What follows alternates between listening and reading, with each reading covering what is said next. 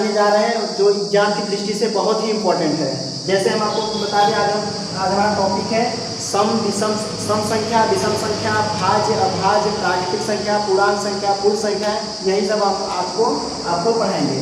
ठीक है, तो देखिए पहले हम आपको बता दें कि प्राकृतिक संख्या किसे कहते हैं। प्राकृतिक संख्या, प्राकृतिक संख्या क्या है, तो आपको हम बता दें कि 1 से लेकर 9 तक, 1 से लेकर 9 तक की सभी संख्याओं को प्राकृतिक संख्या कहते हैं। 1 से लेकर 9 तक की सभी संख्याओं को प्राकृतिक संख्या कहते हैं। और देखिए नेक्स्ट है पूर्ण संख्या। पूर्ण संख्या, पूर्ण संख्या जैसे कि आपको नाम से ही पता चल रहा है कि पूर्ण मीन्स पूरा होता है। पूरा मतलब क्या, अब इसमें कुछ छूट रहा है, अगर इसमें हम 0 लगा दें तो यही पूर्ण संख्या हो जाए, पूरा हो गई। ठीक है, और इसके बाहर से कोई नंबर, कोई ऐसी संख्या नहीं है जो इन नंबर से मिलकर न बनी हो। ठीक है, तो इसका मतलब कि 0 से लेकर 9 तक की सभी संख्याओं को पूर्ण संख्या कहते हैं। ठीक है, अब देखिए इसके आगे है नेक्स्ट पूर्णांक संख्या। क्या है? पूर्णांक। पूर्णांक संख्या, पूर्णांक संख्या क्या होता है? देखिए पूर्णांक संख्या क्या होता है कि ऐसी संख्याएं जो 1 से लेकर 9 तक भी रहे, 0 भी उसमें शामिल रहे और माइनस का भी उसमें शामिल रहे। जैसे हम आपको बता दें कि -3, -2, -1, 0, 1, +1, +2, +3 डॉट डॉट डॉट।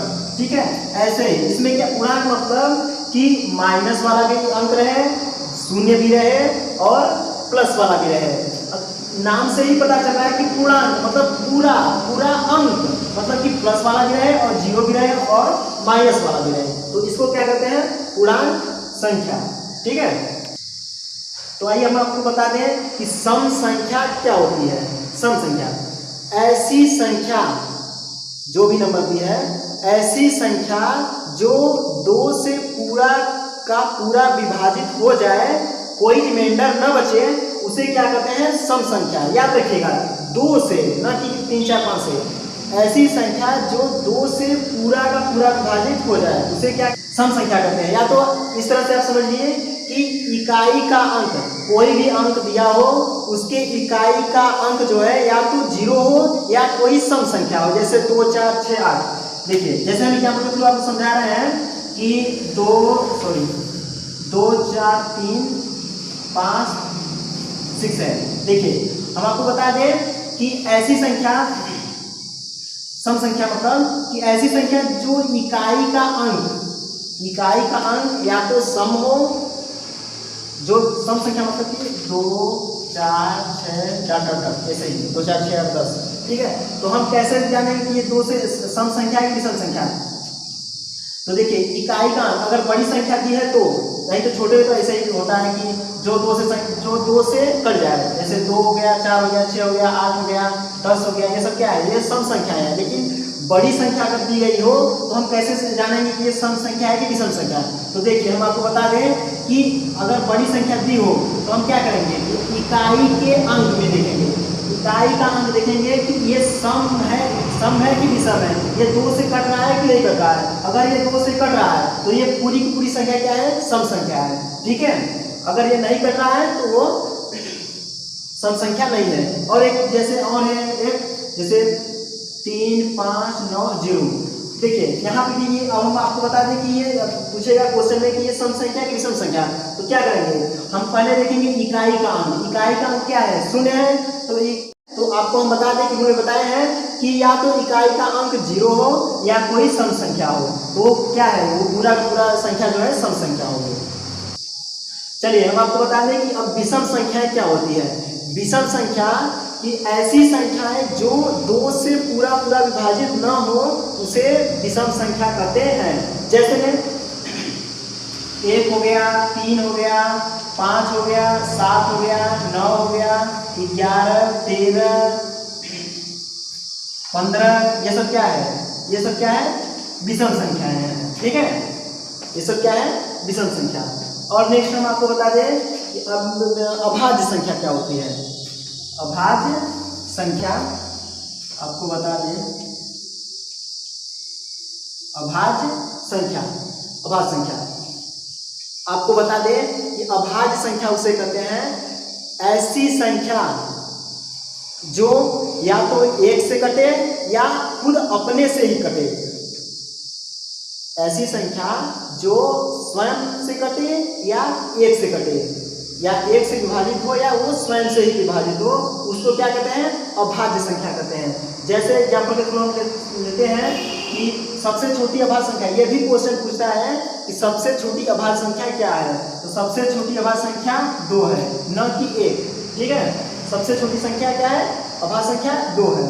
ठीक है, 2 हो गया, 3 हो गया, 5 हो गया, 7 हो गया। यहाँ पे 9 नहीं लेंगे, 9 क्या है, ये 3 से कट जाएगी। अभाज्य संख्या का नियम यही है कि वह संख्या जो केवल एक से कटे या स्वयं से कटे। जैसे देखिए और कोई संख्या देखिए 5 है, 5 देखिए एक से कटेगा और ये खुद अपने से ही कटेगा। और जैसे 7 भी है, 7 भी क्या है, एक से कटेगा और खुद अपने से ही कटेगा, स्वयं से ही कटेगा। और ये 9 क्या है, एक से तो कटेगा, 9 से तो अपने से कटेगा ही, लेकिन तो ये 3 से भी विभाजित हो जाएगा, इसलिए ये क्या है, अभाज्य संख्या नहीं है।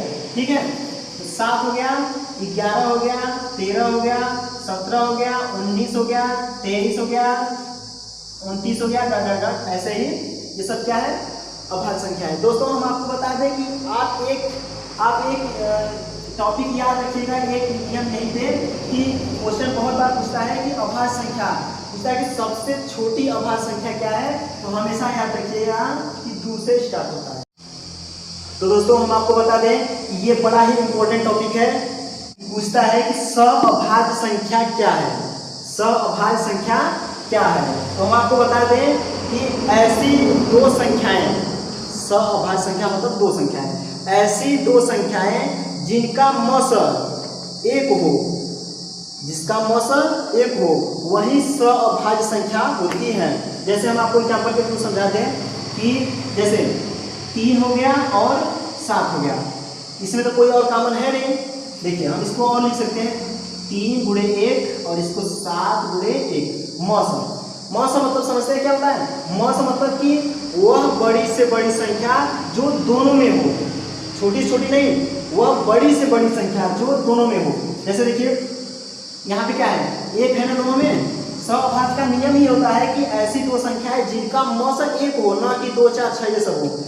सअभाज्य में क्या होता है कि मौसर जिनका 1 हो, वही इन ये दोनों आपस में सअभाज्य संख्याएं हो सकती हैं। देखिए कि यहाँ पे क्या होता है कि मौसर, इनका मौसर क्या है, 1 है ना, एक यहाँ भी है और एक यहाँ भी है, तो ये क्या है, सअभाज्य संख्या है। 3, 7 क्या है, सअभाज्य संख्या है। और देखिए 5 हो गया और 7 हो गया, ये भी क्या है, सअभाज्य संख्या है, दोनों में क्या है, एक कॉमन है।